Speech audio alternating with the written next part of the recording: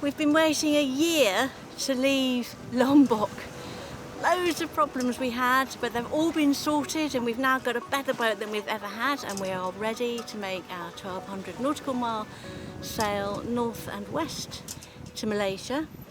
And today we finally left Sekotong, which we've got to know very well, where we've made some beautiful friends, lovely people. It's just a gorgeous area and it's somewhere we would definitely come back again and recommend to anybody. So that's the southwest corner of Lombok. If you want to come for a beautiful holiday, if you want to relax, if you want to sail, you want to anchor, it's a great place. Anyway, enough of all that. We've gone, we've left it behind. Bye-bye, Sekotong.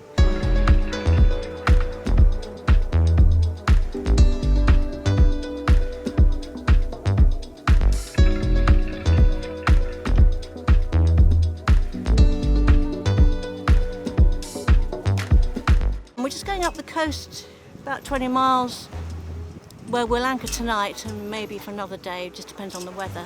But as soon as we get a decent bit of wind, we're across and over to Bali, and then that is the real springboard to the next big adventure.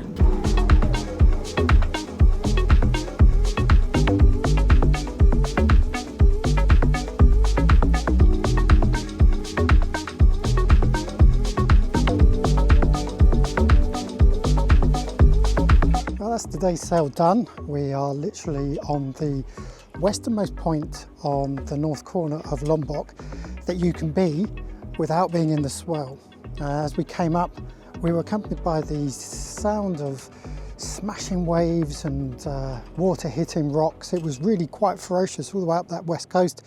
So as we've come around the corner, we've just managed to get out of the swell, although there is a little bit of residual swell wrapping round. It's not a problem. One of the reasons for coming here not only is because it's the closest point to Bali, which is going to be a long trip, but also this hotel behind us does, hands down, the best coffee on Lombok. So we were looking forward to kayaking over there tomorrow. However, we've just been checking the weather and it seems as if tomorrow is probably going to be the better day to actually head over to Bali. Now tomorrow's trip is over 70 miles, so it's a big long day and we need to leverage whatever wind we can get, which includes any wind that can wrap around the top of Bali, which doesn't always happen but does tomorrow. This is why we are now thinking that this stop here may be shorter than originally planned. Finally we get some sailing in. And in a moment you're going to see some more sailing. And in fact, as we record this little section further along on our journey, it's been nothing but sailing. So for those of you who wanted more sailing, that's what you're going to get. But we thought we'd interrupt because we just want to talk about going across the Lombok Strait and also how we felt to be leaving, because we hadn't done a long voyage since we left Sabah to come all the way to Lombok 2.5 years before this. So we've done lots of sailing, but it's been just that day hops and up and down the coast to a couple of other islands and whatnot, which has been fantastic. It's been great. But this is the first time we've done a long leg, so we've got 1,200 nautical miles in front of us. Yeah, and I think it's worth putting that in context. I think 1,200 miles across an ocean is a lot easier to do. On this trip, we are crossing borders, we are crossing the equator, and we are going to be going to places we haven't been to before. So there's a lot of sort of stopping and starting, but in between each of those are going to be some great days of sailing, basically leveraging those lovely southeast trades that blow up the Java Sea. But you're right, there was, I think, certainly on my behalf, there was a little bit of trepidation. I have to say, though, I'd kind of got over the majority of my anxiety that I'd been suffering from a couple of years ago, and was seeing this much more positively and really as a great adventure. Yeah, I agree. I was looking forward to it. I mean, it wasn't just all those things that you listed that we would be looking at some quite interesting weather changes as we went from the south of the equator to north of the equator, because the systems are completely different. So it's quite a lot of planning, you know, you've got to get your timings right. And we decided, didn't we, then and there, that we would move when the weather was on our side. So hence that move that morning and not being able to have that coffee we've been looking forward to.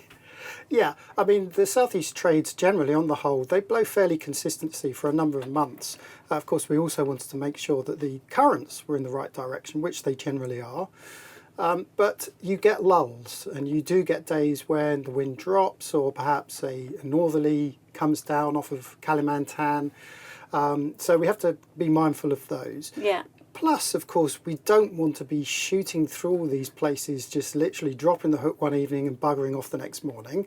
There's still a little bit of exploration that we want to do. So where there's time and the weather's in our favour, we will stop, as we are right now here. I'm not going to tell you where this is, you'll find out later. It's a secret.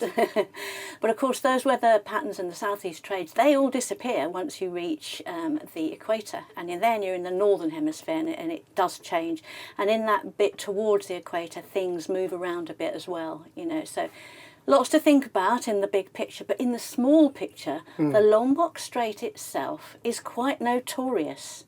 We hadn't been across it. We'd been up and down it on the eastern side, but we hadn't been across it. And we have some very good friends who, on occasion, tried to cross it and had to go back. Yeah, or alternatively, they did successfully cross it, but had absolutely no control over their boat for a couple of hours as the current sort of took over. In fact, I noted an annotation on No Foreign Land. Someone had put a mark down beneath Bali and Lombok saying that they just were completely confused by the currents. Of course, this has a lot to do with the Indonesian through fare, is it called? Through flow. Through flow, yes. Yeah. Which is where the waters from the Pacific filter through all the Lesser Sunda Islands. And so, yes, that I think actually that was perhaps the one thing I was most trepidatious about was, what are these currents going to be like, especially with our new steering gear that we've just installed? Well, you're about to find out when we jump to the next little clip. So it's all good. It's all good. So there are a couple of things we need to say to you before you see the rest of the video, which is mostly sailing, that we weren't heading to a woman called Lavinia. Yeah, my apologies in advance. Our next destination we're heading for is a place called Lavina. Bali. On Bali, and yes, I wanted to put the apology in now because you'll see I say Lavinia, and in fact I think I say it a number of times, you'll see in the next episode as well, but the place is called Lavina. Even when we were in Lavina, you were calling it Lavinia. I know. Sorry about that. And there's another important thing you need to point out. Yeah, in the next clip I'm going to be talking a little bit about the sail plan that we use to do this long passage. Yeah, poling out.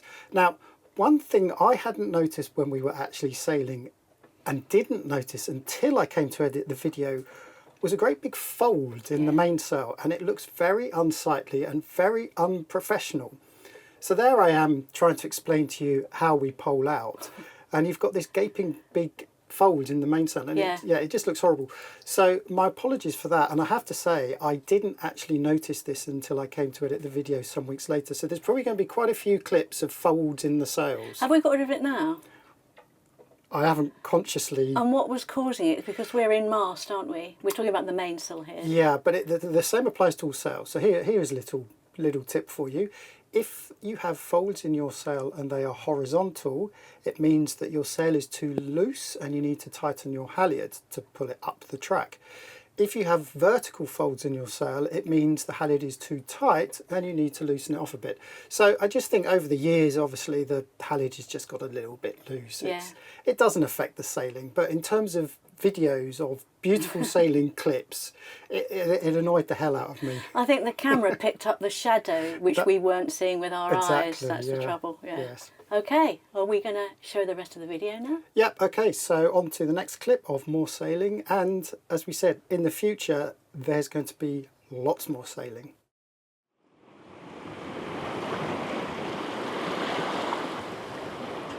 We left at 5:45 with the engine on.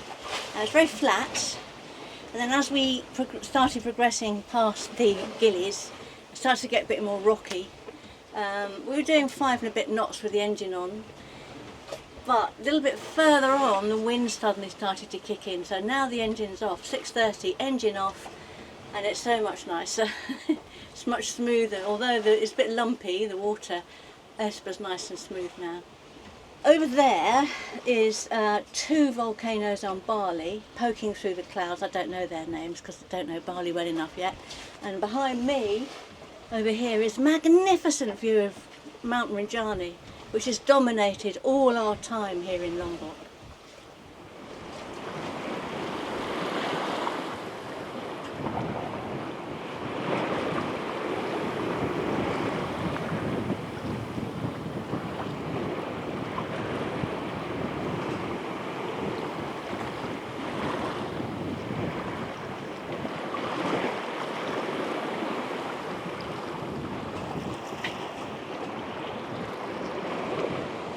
Going well here. We've got the current with us, which is great. So we're doing 6 odd knots. We've only got the 2 sails out, the main. There's even a reef in that actually, and the head sail. Something that we've completely forgotten about, of course, there's a shipping channel that divides. Well, it actually runs up the Wallace line, this imaginary geological line that divides Lombok with Bali. And it's been quite busy actually, so we've been running around checking our transits and all that kind of stuff. Good practice for when we eventually get up to Singapore. But we're now right in the middle of the lane. We've just got one more ship passing us that way. And then effectively we are on the Bali side of the Wallace line.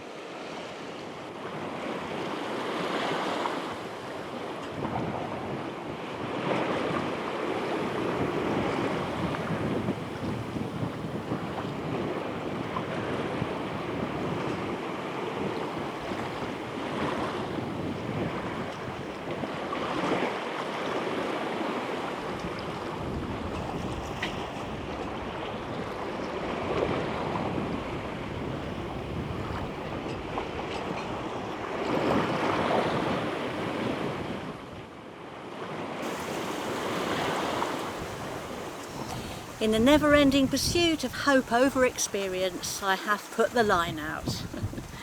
We're going at about 6 knots on average, and the wind we reckon is 20, maybe up to 25 knots. Big waves pushing us along nicely. We've obviously got some current helping us too. It's a really lovely day so far, I'm really enjoying it. To catch a fish would be the ultimate, but at the moment I'm just happy with what we've got, and that is pretty bloody good. Well, we're going old school because we haven't done this in a very long while, and that's to run goosewing. So we've got the Yankee out on the starboard side, and then the you can see the main on the port side. Ironically, it's always at midday, always. Hottest time of the day. And I guess it coincides with the wind sort of dying down. Now the wind is truly behind us. But it always happens now. So a little bit hot and sweaty. Boat's much more stable, and most importantly the sails aren't flapping around. Now the other thing we have to be careful of here is there's a number of FADs, fish attraction devices, uncharted of course, and seemingly floating around randomly, but I guess they are tethered, I don't know, but we've passed 2 or 3 already, and we've just about passed another one. A quick lesson in poling out to run goosewing. It's pretty straightforward, providing you've got a spinnaker pole. Principle is that your spinnaker pole needs to be at the same height as your sail, so that the sheet, when it runs through it, comes right to the edge of the spinnaker pole. So that spinnaker pole has to be square on like this. It should also be slightly forward of the mast. It shouldn't rest against the rigging. And that is why you have a downhaul. So the downhaul is used ultimately to bring the pole down when you're finished with it, but it also acts as a preventer. So the downhaul is taken to the forward cleat, and this just holds the pole in position because the sheet of the sail is wanting to pull the pole back, and the preventer is pulling that pole forwards. So it's keeping it, as I say, it's supposed to be in line with the mast, but it just has to be just slightly forward to avoid touching the rigging. And then you've got an uphaul as well. So the uphaul is what takes the pole up. And then when the pole is stored in position, the top end is right at the top. So we have to then winch it down so that we get it like so. It's pretty straightforward, to be honest. I taught myself when we first got the boat just using with a book in one hand and this in the other. But I think the key thing really is to make sure the sheet of the sail comes right back to the pole. So there should be no play between your spinnaker pole and the sail. So providing you've got that pulled back and the pole pretty much square on, the rest is pretty easy. The other great thing as well with poling out is that you can furl the sail away while the pole is still out, which is great if in an emergency you need to get the sail away quickly. So you can get the sail away and then worry about the pole later. And then on the other side, of course, we've got the main, and the main is just simply prevented. It's a shame we didn't get all of it out, but there we go. So we literally just run a preventer. That preventer at the edge of the boom goes all the way to the forward cleat and then back to a winch. So that just prevents it obviously from swinging back. So there we go, running goosewing.